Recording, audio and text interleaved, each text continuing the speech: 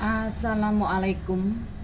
Panduan praktis pengelolaan konflik kepentingan menerjemahkan KMA nomor 603 tahun 2025 tentang tata kelola pemerintahan yang bersih di lingkungan Kementerian Agama. Skala organisasi menuntut tata kelola yang terukur. Kementerian Agama beroperasi dengan lebih dari 4.000 satuan kerja, melayani kebutuhan esensial masyarakat secara langsung. Skala sebesar ini menghadirkan kompleksitas relasi dan tingginya potensi benturan kepentingan. Tantangan masa lalu KMA 225/2015 kurang dipahami, interpretasi beragam antar satker, implementasi parsial. Solusi saat ini KMA 603 tahun 2025 standar tunggal berbasis pencegahan, instrumen IT terpadu, mitigasi risiko konkret untuk mewujudkan good governance. Konflik kepentingan adalah kondisi, bukan tindak pidana, kecuali diabaikan. Kondisi bisa dikelola dan dideklarasikan untuk menuju integritas terjaga, pelayanan publik efisien, keputusan objektif.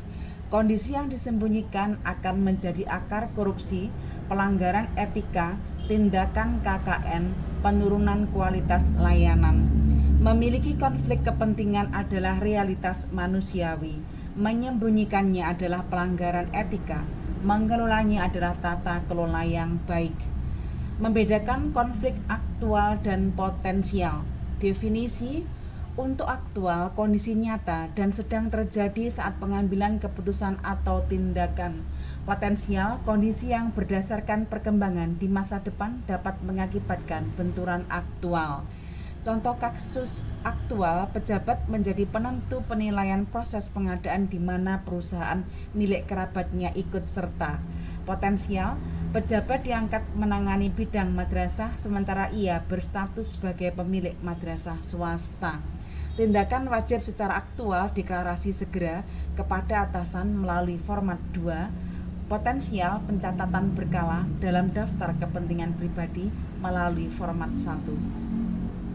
8 faktor sumber benturan kepentingan. Yang pertama, hubungan afiliasi, mantan atasan, teman atau hubungan istimewa, pekerjaan di luar, menjadi konsultan untuk vendor Kemenak, rangkap jabatan, ketua lembaga amil zakat yang juga pejabat pengawas LAS. Bisnis dan finansial, pengawasan proyek di mana pejabat memiliki saham. Sumber lainnya, menilai kinerja sendiri atau pertemuan vendor di luar jam kerja, penerimaan hadiah atau gratifikasi, menerima sesuatu yang berpotensi mempengaruhi netralitas. Mendeteksi risiko, bisnis, jabatan, dan relasi masa lalu. Untuk finansial dan wewenang, pejabat menunda atau tidak memproses izin pendirian madrasah saingan di suatu daerah karena pejabat tersebut memiliki madrasah di daerah yang sama.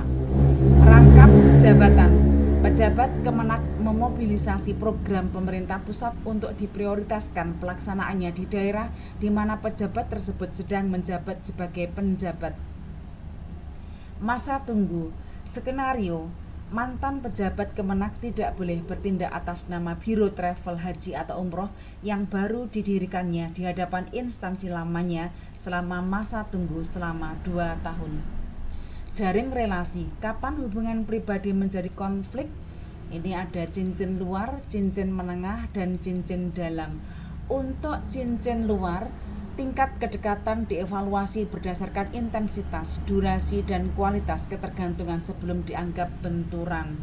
Untuk cincin menengah atau hubungan istimewa, wajib deklarasi jika pihak ini terlibat terlepas dari besar kecilnya kepentingan finansial. Otomatis dianggap afiliasi kuat yang wajib dideklarasikan, termasuk hubungan yang dibangun atas dasar hutang budi mendalam atau hubungan romantis. Untuk pejabat, aturannya adalah wajib deklarasi jika pihak ini terlibat terlepas dari besar kecilnya kepentingan finansial. 4 pilar pengelolaan risiko. Yang pertama, identifikasi risiko. Penilaian berkala, minimal 1 kali dalam setahun pada setiap jabatan oleh pimpinan unit kerja untuk memetakan potensi kerawanan. 2. Pencatatan atau register. Pegawai mencatatkan kepentingan pribadinya secara proaktif melalui sistem IT sebelum konflik terjadi. 3. Deklarasi. Tindakan pelaporan seketika saat pegawai dihadapkan pada situasi pengambilan keputusan yang memicu hubungan benturan aktual. 4. Pengendalian. Analisis oleh atasan pejabat maksimal 7 hari untuk menetapkan bentuk mitigasi dan perlindungan institusi. Pencatatan. Upaya preventif. Pencatatan adalah inventarisasi kondisi potensial. Data ini menjadi dasar pertimbangan penempatan atau pemberian tugas. Kapan harus dicatat? Minimal 1 kali dalam setahun. Setiap ada perubahan status kepegawaian baik promosi atau mutasi, setiap perubahan afiliasi, pernikahan, perubahan pekerjaan pasangan atau anak, kepemilikan usaha baru. Pengecualian. Tidak semua hal dicatat. Jika pekerjaan sampingan keluarga tidak bersinggungan sama sekali dengan tugas pejabat, misal istri guru matematika, suami pejabat pengadaan alkes, tidak perlu didaftarkan. Aset properti pribadi untuk hunian juga dikecualikan. Deklarasi konflik aktual, prosedur ad hoc. Yang pertama, pegawai menyadari adanya konflik kepentingan aktual, stop pengambilan keputusan atau tindakan. Langkah kedua, segera mengisi formulir deklarasi format 2 dan menyerahkannya kepada atasan langsung. Ini transisi kewenangan. Langkah 3, menghentikan sementara pelibatan pegawai tersebut dalam urusan terkait. Langkah keempat untuk atasan, melakukan verifikasi dan analisis dampak risiko dapat dibantu oleh pejabat pelaksana pengelola konflik kepentingan. Langkah kelima untuk atasan, menetapkan bentuk pengendalian secara tertulis paling lambat 7 hari kerja. Opsi keputusan atasan. Lanjut, jika tidak ada benturan aktual atau dampaknya sangat kecil, pengambilan keputusan dilanjutkan sesuai kewenangan.